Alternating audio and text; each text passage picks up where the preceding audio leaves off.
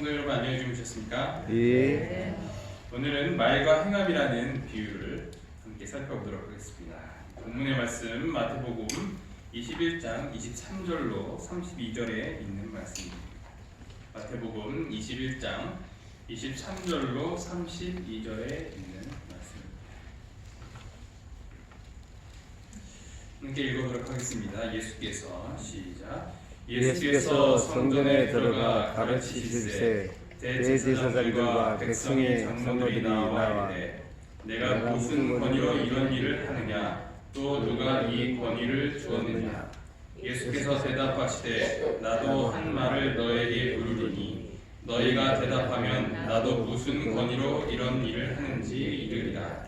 요한의 침례가 어디서부터냐 하늘로부터냐 사람으로부터냐. 그들이 서로 의논하여 이르되 만일 하늘로부터라면 어찌하여 그를 믿지 아니하였느냐 할 것이요 만일 사람으로부터라 하면 모든 사람이 요한을 선지자로 여기니 백성이 무섭다 하여 예수께 대답하여 이르되 우리가 알지 못하노라 하니 예수께서 이르시되 나도 무슨 권위로 이런 일을 하는지 너희에게 이르지 아니하리라. 그러나 너희 생각에는 어떠하냐? 어떤 사람에게 두 아들이 있는데 맏아들에게 가서 이르되 얘 오늘 포도원에 가서 일하라 하니 대답하여 이르되 아버지 가겠나이다 하더니 가지 아니하고 둘째 아들에게 가서 또 그와 같이 말하니 대답하여 이르되 실소이다 하였다가 그 후에 뉘우치고 갔으니 그 둘 중에 누가 아버지의 뜻대로 하였느냐? 이르되 둘째 아들이니이다. 예수께서 그들에게 이르시되 내가 진실로 너희에게 이르노니 세리들과 창녀들이 너희보다 먼저 하나님의 나라에 들어가리라. 요한이 의의 도로 너희에게 왔거늘 너희는 그를 믿지 아니하였으되 세리와 창녀는 믿었으며 너희는 이것을 보고도 끝내 뉘우쳐 믿지 아니하였도다.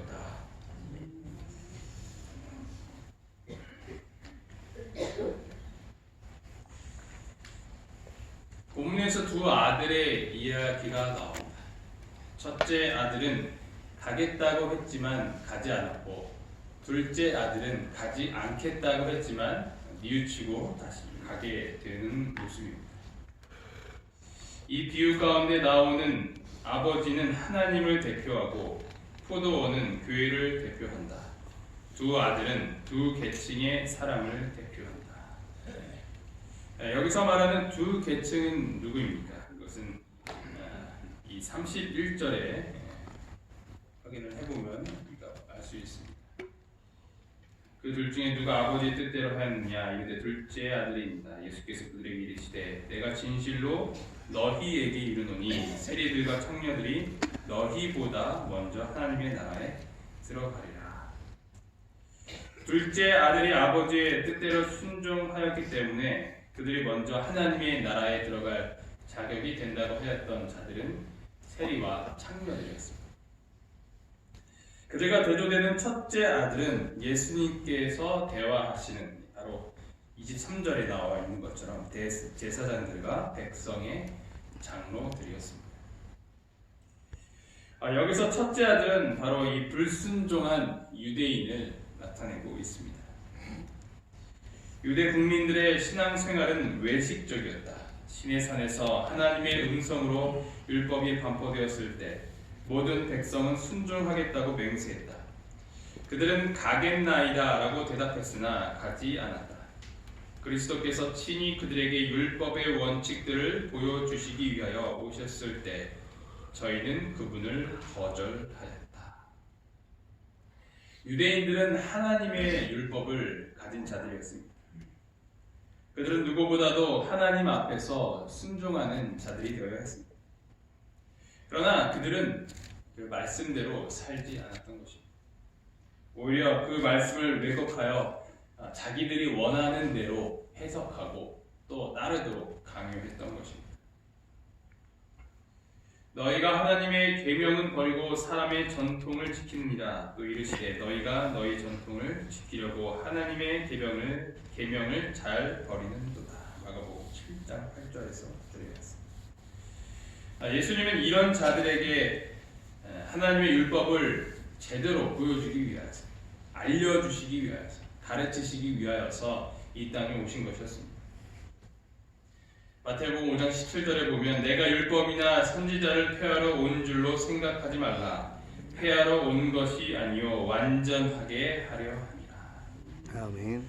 그러나 그들은 결국 예수님을 거절하였고 또 율법을 불순종하였던 것입니다. 예수님께서는 이 비유를 말씀하시기 전에 대제사장들과 장로들의 질문이 있었습니다. 그것은 예수님께서 무슨 권위로 성전에서 가르치느냐라는 것이 그들의 질문이었습니다. 그러나 언제나 그랬던 것처럼 그들이 원하는 것은 그 질문에 뻔한 답이 아니었습니다. 그들이 정말 그 권위가 어디서 오는지가 궁금해서가 아니라 이것을 통하여서 예수님을 이 공경에 빠뜨리기 위함이었던 것입니다. 그러나 저희가 원하는 것은 증거가 아니었다. 제사장들과 장로들은 예수께서 친히 당신 자신이 메시아라고 선포하기를 몹시 원했는데 그리하면 그들이 그분이 하신 말씀을 책잡고 악용해서 백성들이 그분을 대적하도록 선동하기 위함이었다. 그들은 그의 감화를 소멸시키고 그를 죽이고자 했다. 예수님이 스스로 메시아라고 자처하기를 원했다는 거예요. 예수님께서 진실을 대답하시면 오히려 그분의 사역에서 문제가 발생할 수 있는 어떤 위기라면 위기일 수 있는 그런 상황이었던 것이죠. 그 권위가 하늘에서부터 왔다고 스스로 답하시기가 곤란한 상황이었던 것이죠. 그렇다고 해서 아니라고 이야기를 하면 하늘에서부터 온 것이 아니라고 하면 또 스스로 그 자신을 이 메시아라는 것을 부인하는 결과를 오게 되는 것입니다. 그러나 언제나 그렇듯이 예수님께서는 이 상황을 오히려 반전시키십니다. 그들에게 질문을 다시 하시는 것입니다. 바로 그 질문에 답하면 자신도 답을 해주시겠다는 것이죠. 요한의 침례가 어디로부터 왔느냐? 하늘로부터냐? 사람으로부터냐? 침례 요한은 예수님께서 이 땅에 오신 메시아로서 세상의 죄를 대신하여 이 죄를 짊어질 어린 양으로 선포하였던 자였습니다. 그리고 그분을 위하여서 길을 예비하는 자로서 또 그분에게 침례를 베풀었던 자였습니다. 따라서 이 침례 요한을 인정하게 되면 예수님을 또한 인정하게 되는 논리에 빠지는 것이죠. 유대 지도자들의 질문은 예수님의 권위가 어디서부터 왔느냐? 예수님의 질문은 침례 요한의 권위가 어디서부터 왔느냐? 이 두 질문은 다른 질문이 아니라 결국에는 같은 질문이었던 것입니다.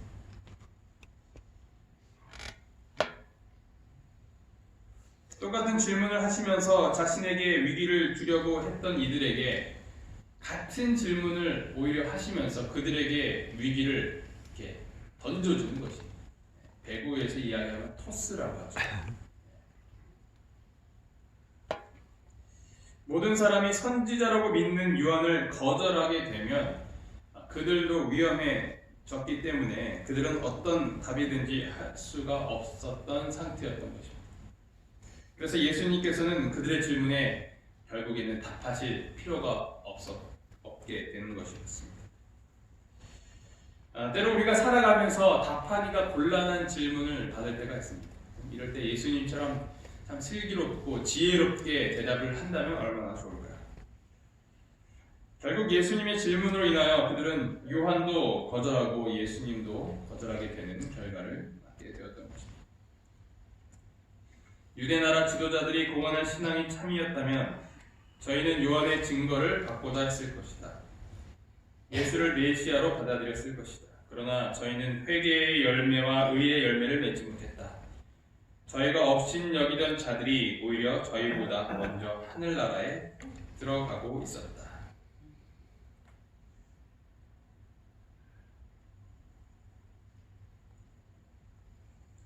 유대인들과 그 지도자들에게 하셨던 이 경고는 오늘날 살아가는 모든 그리스도인에게 해당된다고 할 수 있습니다. 교회에 와서는 하나님의 말씀을 듣고 아멘, 아멘이라고 하지만 그 아멘이 실생활에서는 나타나고 있는가?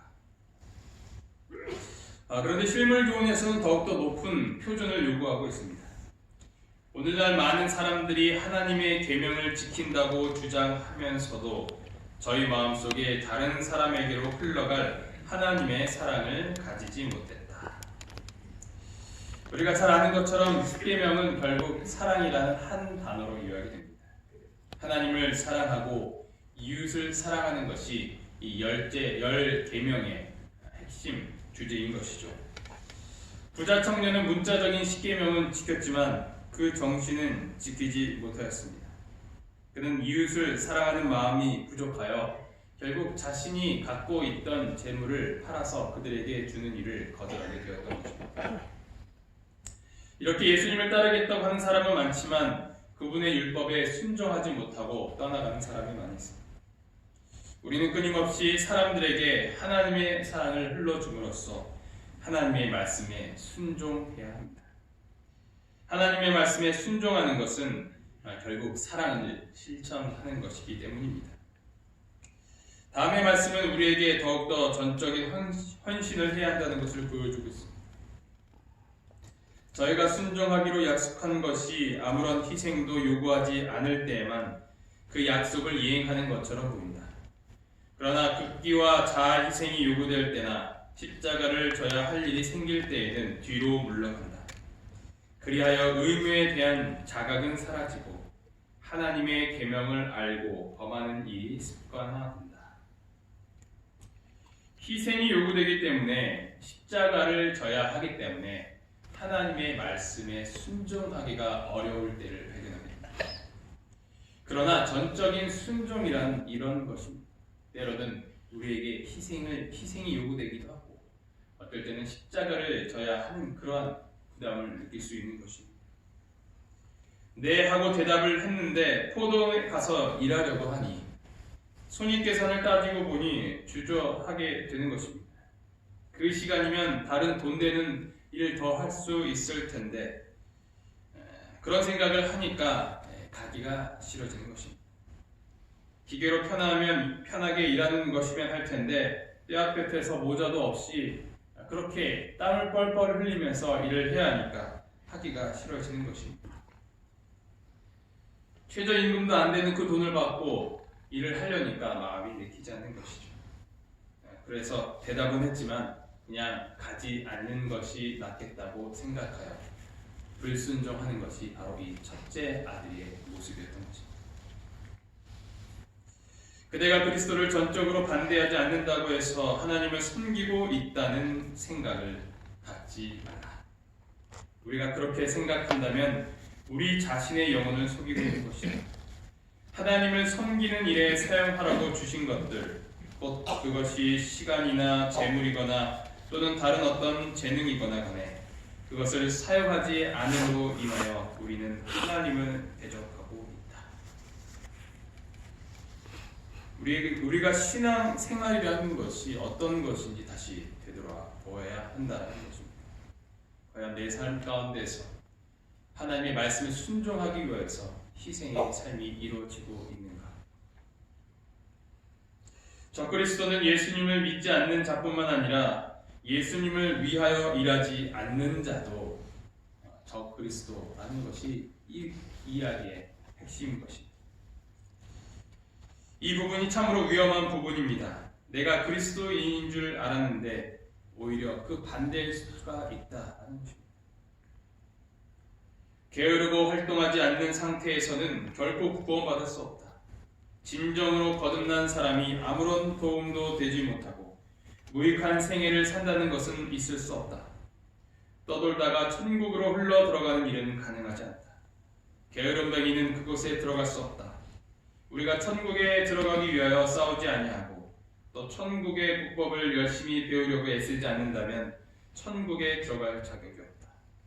이 세상에서 하나님과 협력하기를 거절하는 자들은 하늘에서도 그분과 협력하지 않을 것이다. 이런 사람들은 천국에 들어가는 것은 안전하지 않을 것이다. 주의 포도원에 오신 여러분들을 진심으로 환영합니다. 이곳에서 할 일들이 정말로 많이 있습니다. 이 교회에 오래 예전부터 직원으로 다니시는 분들도 할 일이 많지만 또 환우로서 입원하신 분들도 이곳에서 분명히 할 일이 있다는 것입니다.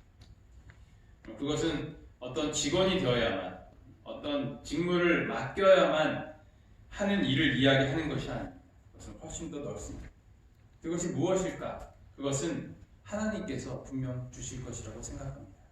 아멘. 우리가 이 자리에서 하나님의 말씀을 열심히 들으면서 게으르지 않고 이렇게 부지런한 신앙생활을 하다 보면 하나님께서 우리의 마음 가운데 성령의 음성을 부어주십니다. 내가 지금 현재 이곳에서 해야 할 일은 무엇일까? 이곳에서 내가 쉬러 왔지만 하나님 참 야속하다고 할 수 있을까요? 여전히 우리에게 또 할 일을 주셔요. 쉬러 왔는데 그것이 무엇일까요? 그것은 개인적으로 찾아보시기 바랍니다. 말씀을 듣고 성령의 음성을 듣다 보면 하나님께서 분명히 그 하실 일을 주실 것입니다.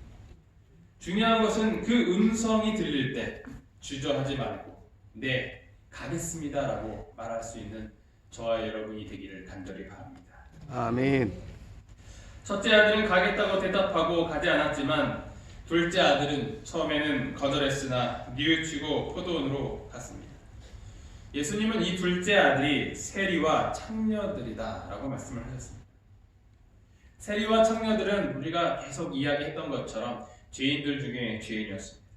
돈을 위하여 몸을 파는 창기와 또한 돈을 위하여 같은 유대 민족을 파는 세리는 아주 나쁜 죄인으로서 취급이 되었습니다. 이들에게는 희망이 없었습니다. 또 희망이 안 보이는 것처럼 사람들은 생각했습니다. 수많은 사람들은 자신들을 죄인으로 손가락질하였습니다. 그들은 평생을 죄를 지으면서 살아갔던 자들이었습니다. 앞으로도 그렇게 살 수밖에 없는 자들, 그것이 그들의 운명인 것처럼 보였던 자들이었습니다. 그러나 그들은 침례 요한의 그 경고의 말씀에 귀를 기울였습니다. 그리고 그 말씀을 들었고 순종하였습니다. 누가복음 3장 12절에 보면 침례 요한이 이렇게 이야기합니다. 그래서 세리들이 이렇게 반응을 합니다. 세리들도 침례를 받고자 하여 와서 이르되 선생이여 우리는 무엇을 하리이까? 이르되 부과한 것 외에는 거두지 말라는 요한의 말에 순종하여 그렇게 결국 예수님을 만나게 된 자가 누구냐? 세리 중에 예수님을 만난 자. 그 사람이 누구예요? 마태가 있고 침례 요한. 이 둘은 성경에서 나오는 세리 중에서 예수님을 만난 자들을 대표하고 있습니다.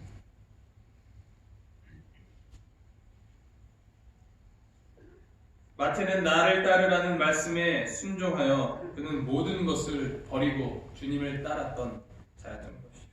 그 마태를 보고 그 세리도 제자가 되는 것을 보고 자신감을 얻고 예수님께 나아갔던 자가 바로 삭개오였던 것이었습니다.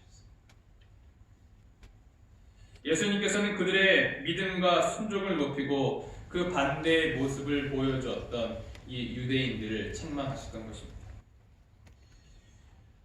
요한이 의의 도로 너희에게 왔거늘 너희는 그를 믿지 아니하였으되 세리와 창녀는 믿었으며 너희는 이것을 보고도 끝내 뉘우쳐 믿지 아니하였도다. 하나님의 말씀을 알면서도 그 말씀을 순종하지 아니하는 자들보다는 차라리 세리와 죄인들이 더 큰 희망이 있다. 교회에 오래 다니고 회개하지 않는 자보다는 차라리 이곳에 와서 처음으로 하나님을 발견하게 되고 하나님을 믿게 된 자들에게 더 희망이 있다라는 말씀입니다. 아멘. 자기 죄를 숨기지 아니하고 자기가 죄인임을 아는 자들, 곧 자기가 하나님 앞에서 영과 혼과 몸을 더럽히고 있다는 것을 아는 자들은 천국에서 영원히 끊어지지 않을까 하는 염려를 하게 된다. 그는 자기의 병적 상태를 깨닫고 내게 오는 자는 내가 결코 되어 쫓지 아니하리라고 말씀하신 크신 의사에게 가서 고침을 받으려고 노력한다. 주께서는 이러한 사람들을 당신의 포도원의 일꾼으로 쓰실 수 있다. 여기에서 우리는 희망을 찾을 수 있는 것입니다. 나는 비록 하나님 앞에서 큰 죄인이지만 하나님께서는 나를 사용하신다는 것입니다. 죄 많고 결점 많은 내가 어떻게 감히 하나님의 일을 할 수 있을까? 어떻게 주님의 포도원에 들어가서 일을 할 수 있을까? 그렇게 생각하며 염려하고 죄를 깨닫고 뉘우칠 때 하나님께서는 오히려 우리 같은 자들을 사용하신다는 것입니다. 죄가 더한 곳에 은혜가 더욱 넘쳤다는 이 로마서 5장 20절의 말씀은 오늘의 비유에 등장하는 이 둘째 아들을 상징하는 포도원에서 일하고 있는 그 수많은 죄인들을 이야기하고 있는 것입니다.